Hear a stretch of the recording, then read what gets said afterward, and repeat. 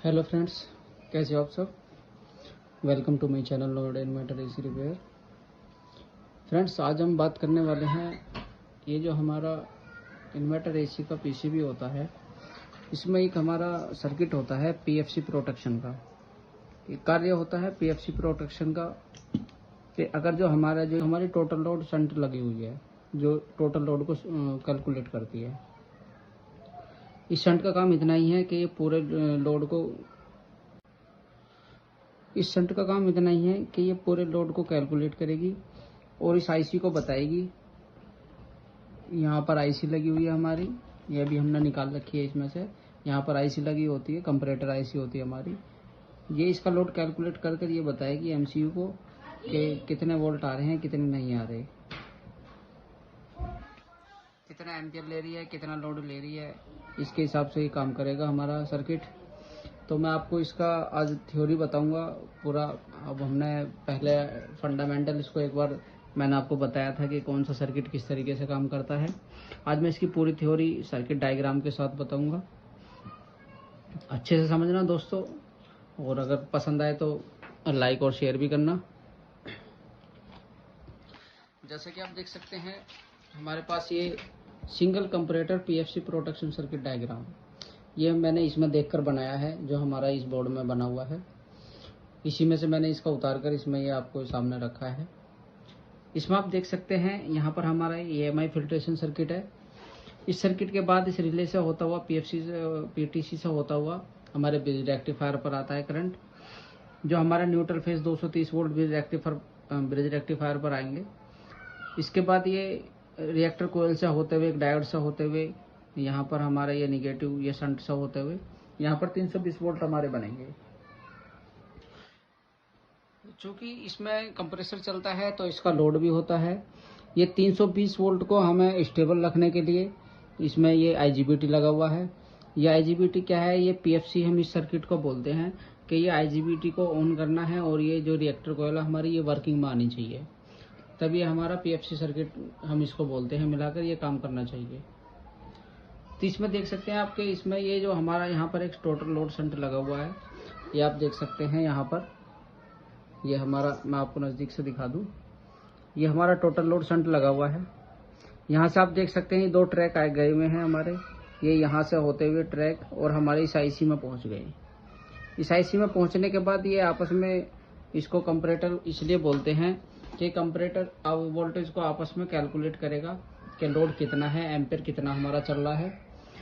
इसको ये कंपरेट करने के बाद में, इसको तोलने के बाद, कंपरेटर का मतलब है तोलना, इसको तोलने के बाद कि कहाँ हमारे वोल्टेज ज़्यादा हुए, कब अप डाउन हो रहे हैं, इसको ये हमारा कंपरेटर आईसी इसके बाद ये आउटपुट अपना निकालेगा और एमसीयू को बताएगा कि कितने वोल्टेज हमारे आ रहे हैं, कितना ये लोड ले रहा है। यहाँ से ऑन होगा ये पहले IGBT आईसी पर जो है हमारे, जो इसकी सिग्नल हमारे आते हैं, ये IGBT गेट ड्राइवर आईसी पर पहले जाते हैं, फिर इस आईसी से हमारे इसमें आते हैं IGBT में। इस IGBT में आने के बाद में हमारा PFC ऑन हो जाता है। ये आपस में स्विचिंग करता है। जैसे ये स्विचिंग करता है तो ये जो है यहाँ पर हमारा रिएक्टर कोयल काम करना शुरू कर देती है, ये वोल्टेज को बूस्ट करती है। जैसे ही हमारे वोल्टेज बूस्ट होते हैं तो ये हमारा जो हमारा कंप्रेसर लगा हुआ है, जो हमारा लोड है, तो हमारा इस पर सर्किट पर कोई फर्क नहीं पड़ता, ये ठीक ठाक चलता रहता है। तो इसमें अब हम क्या देखने वाले हैं, ये है हमारा प्रोटेक्शन सर्किट है, PFC प्रोटेक्शन सर्किट। इसका ये डायग्राम हमने बनाया है। ये किस तरीके से काम कर रहा है अभी हम देखते हैं। ये हमारा जो शंट लगा हुआ है, आप इसे देख सकते हैं, ये शंट है हमारा। ये शंट हमारा कंपरेटर आईसी में जाएगा। यहाँ से 2 ट्रैक हमारे निकलकर, यहाँ पर आप देख सकते हैं 10K की एक रजिस्टर लगी हुई है, और दूसरा हमारा ये हमारा इधर निगेटिव है और इधर हमारा ये पॉजिटिव। ये पॉजिटिव हम इसको इसलिए बोलेंगे क्योंकि जब हमारा ये लोड चलता है, इसमें जैसे ही हमारे एम्पियर बढ़ते हैं तो हमारे जो प्लस इधर 320 वोल्ट है, निगेटिव की तरफ आने लग जाते हैं। तो इस तरीके से यहाँ पर जो हमारे वोल्टेज ड्रॉप होते हैं और ये कंपरेटर आईसी में जाते हैं। कंपरेटर आईसी में जाने के बाद ये हमारा आउटपुट निकालेगा। अभी हम देखते हैं किस तरीके से काम कर रहा है कंपरेटर आईसी। ये इसका सिंबल है कंपरेटर आईसी का। ये हमने एक सिंगल चैनल बनाया है। ये सिंगल चैनल वाली हमारी एक डायग्राम है, एक हमारा सर्किट है सिंगल चैनल, इसमें यूज करी गई है। अब इसमें मैं आपको बताऊंगा ये किस तरीके से काम कर रहा है। ये हमारा इसका सिंबल है कंपैरेटर आईसी का, एक चैनल का, सिंगल चैनल का ये हमारा इसमें सिंबल है। एक कोई भी कंपैरेटर आईसी को चलने के लिए निगेटिव और पॉजिटिव दोनों वोल्ट चाहिए। ये हमारी आईसी 5 वोल्ट से और 30 वोल्ट तक काम करती है। इसमें हम 30 वोल्ट इनपुट दे सकते हैं इसको आईसी को चलाने के लिए। बाकी इसमें हम ये हमारी 2 पिनें होती हैं, एक ये हमारी इन्वर्टिंग होती है, ये नॉन इन्वर्टिंग होती है। तो इसमें ये एक पिन हमारी आउटपुट होती है। इसमें टोटल 5 पिनें होती हैं। एक आउटपुट हो गई हमारी, एक वीसीसी इनपुट हो गई, एक ग्राउंड इनपुट हो गई और 2 हमारी इन्वर्टिंग और नॉन इन्वर्टिंग हो गई। अब इसमें क्या किया गया है, इसमें हमने एक यहाँ पर 2.5 वोल्ट का रेफरेंस इसमें फिक्स कर दिया है। यहाँ पर हम इसके नॉन इन्वर्टिंग पिन पर हम इसमें 2.5 वोल्ट यहाँ पर हम फिक्स कर देंगे। ये फिक्स हमने किस तरीके से किए हैं, यहाँ से हमारे नेगेटिव से एक 10 की रजिस्टर लगी है, एक हमारी 5 वोल्ट से यहाँ पर हमारी रजिस्टर लगकर यहाँ पर हमने इसका डिवाइडर बना दिया है। ये रजिस्टर क्योंकि 5 वोल्ट यहाँ से आए और ग्राउंड इधर से आया, 10 की रजिस्टर यहाँ पर लगी हुई है, 10 की यहाँ पर लगी हुई है। जैसा कि आपको पता है 10 के और 10 के जब हम 2 बराबर वैल्यू के रजिस्टर आपस में लगाते हैं तो हमारे उसके जितने वोल्ट हमारे होते हैं उसका आधा मिल जाता है हमको। तो इसमें 2.5 वोल्ट हमने यहाँ पर रेफरेंस अपना फिक्स कर दिया है कि हमारे नॉन इन्वर्टिंग पिन पर यहाँ पर ये 2.5 वोल्ट ये फिक्स रहेंगे। और दूसरा हमने यहाँ पर क्या क्या है, जैसे ही यहाँ पर हमारे प्लस की साइड में शंट के पॉजिटिव में जब हमारे वोल्टेज यहाँ पर घटेंगे या बढ़ेंगे तो ऐसे ही हमारे यहाँ पर वोल्टेज ये घटेंगे और बढ़ेंगे। यहाँ पर हमने रेफरेंस इसका फिक्स नहीं है हमारा, ये लोड के हिसाब से कम ज्यादा होता रहेगा। उसी जब ये कम ज्यादा होता रहेगा उसी के हिसाब में देगा। ये कंपैरेटर आईसी किस तरीके से काम करता है, इसकी इन्वर्टिंग पिन ये माइनस का जो सिंबल है ये इसकी इन्वर्टिंग पिन है, प्लस का जो ये निशान है इसमें ये इसकी नॉन इन्वर्टिंग पिन है। जब हमारे नॉन इन्वर्टिंग पिन पर वोल्टेज ज्यादा होंगे तो हमारा आईसी कुछ भी आउटपुट नहीं करेगा, ये 0 हो जाएगा उस टाइम पर ये 0 हो जाएगा। तो 0 के केस में जब यहाँ पर ये 0 वोल्ट आउटपुट करेगा, कुछ नहीं करेगा, ग्राउंड आउटपुट नहीं करेगा, केवल 0 आउटपुट करेगा, ये काम नहीं करेगा। कोई भी शंट कभी भी पॉजिटिव वोल्टेज आउटपुट में नहीं देता है, इस बात को आप ध्यान रखें। कोई भी कंपैरेटर आईसी हमारा जब हम इसको एज ए कंपैरेटर यूज करते हैं तो ये कभी भी हमारा पॉजिटिव आउटपुट में नहीं देगा, ये यहाँ पर काम करना बंद कर देगा। जैसे ही इसकी नॉन इन्वर्टिंग पिन पर वोल्टेज ज्यादा होंगे तो ये कुछ भी काम नहीं करेगा, यहाँ पर 0 वोल्ट होंगे। क्योंकि हमारे यहाँ पर 5 वोल्ट है, यहाँ से हमें पुल अप रजिस्टर लगाकर यहाँ इसको वोल्टेज 5 वोल्ट मिल जाते हैं, आगे हम अपने एमसीयू तक पहुंचाते हैं। एमसीयू तक हमारे 5 वोल्ट पहुंचेंगे। अच्छा, अब ये हम इसको देखते हैं कि इन्वर्टिंग के केस में क्या होगा। जब हमारी इन्वर्टिंग पिन पर जो माइनस वाली पिन है, जब इसकी इन्वर्टिंग पिन पर हमारे नॉन इन्वर्टिंग पिन के मुकाबले वोल्टेज यहाँ पर ज्यादा होंगे तो उस टाइम ये क्या करेगा, ग्राउंड आउटपुट कर देगा। जब हमारा ग्राउंड आउटपुट करेगा ये, तो ग्राउंड हमारा यहाँ पर ये 5 वोल्ट रजिस्टर से आ रहे थे, ये बैक चले जाएंगे, ये ग्राउंड हमारा आता हुआ ये एमसीयू तक पहुंच जाएगा। एमसीयू को पहले से प्रोग्राम किया हुआ है कि इसको कितने वोल्टेज मिलने पर, ग्राउंड या हाई होने पर या लो होने पर इसको क्या काम करना है। ये इस केस में हमारे पास अगर यहाँ पर ग्राउंड आउटपुट करता है तो ये एरर दे देगा और ये PWM सिग्नल हमारे भेजने बंद कर देगा। तो आप देख सकते हैं, अब मैं आपको इसको बताता हूँ कि ये वोल्टेज किस तरीके से यहाँ पर डिवाइड किए गए हैं।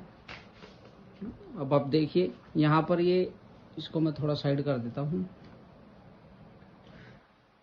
ये हमारी नॉन इन्वर्टिंग पिन हम सबसे पहले देख रहे थे, नॉन इन्वर्टिंग पिन पर 2.5 वोल्ट। ये 2.5 वोल्ट किस तरीके से बने, ये हमारे शंट से, यहाँ से शंट से हमारा ये निगेटिव है, क्योंकि शंट निगेटिव पर लगा हुआ होता है। यहाँ से हमारे निगेटिव पर 10 के है, इसको अभी हम मान लेते हैं। जो हमारा प्लस से आएगा, जो हमारे वीसीसी से आएगा वो हमारा R1 होगा, जो हमारा ग्राउंड से लगा होगा वो R2 होगा।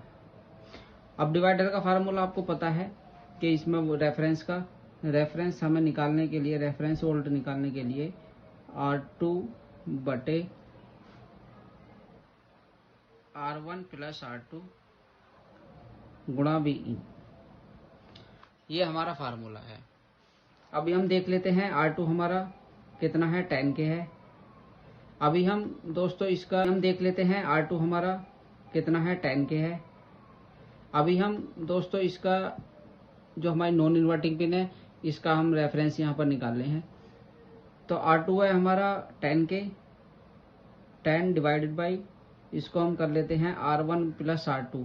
तो R1 हमारी कितनी है, 10 के, और R2 कितनी है, 10 के। तो ये हमारा हो गया 20 के गुणा Vin। Vin हमारा है, Vin हमारा कितना है, 5 वोल्ट। तो इसको हम कर देते हैं 5 वोल्ट। अभी हम देख लेते हैं इसको कैलकुलेट करके।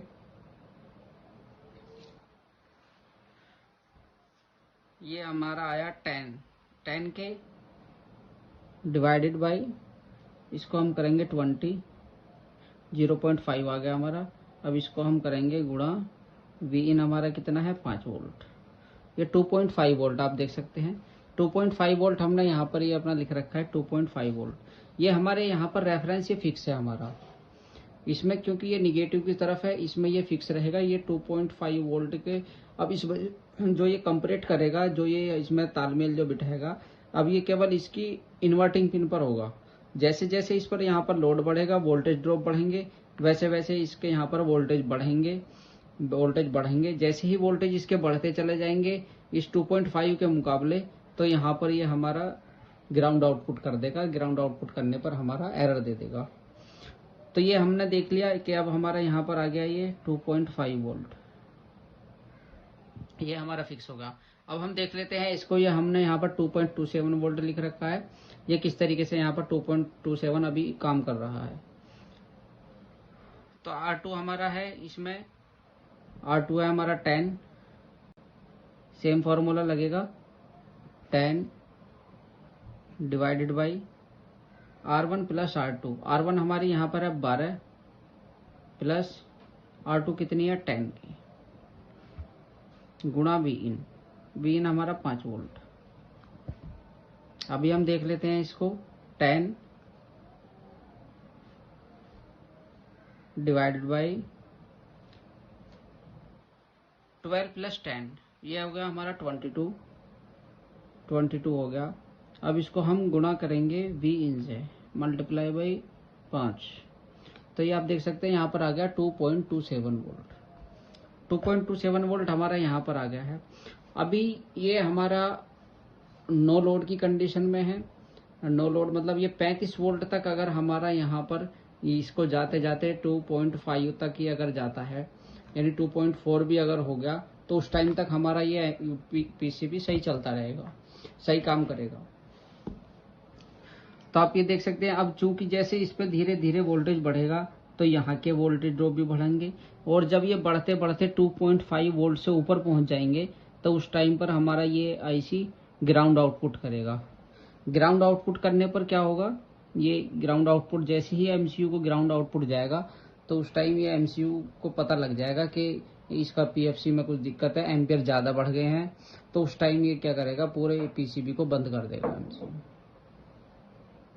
इस सर्किट का इतना काम है। दूसरा हम इसमें देखेंगे कि ये आईजीबीटी को जो सिग्नल हमारे जा रहे हैं, ये एक आईसी पर जाएंगे पहले या ट्रांजिस्टर पर जाएंगे। ये किस तरीके से यहाँ पर इस सर्किट के साथ जुड़ा हुआ है, ये किस तरीके से काम कर रहा है, इसको भी देख लेते हैं। अभी इस केस में हमारे पास 5 वोल्ट आ रहे हैं। जब हमारे इन्वर्टिंग पिन पर वोल्टेज कम है, नॉन इन्वर्टिंग पर ज़्यादा है, तो इस केस में अभी ये कुछ आउटपुट नहीं कर रहा।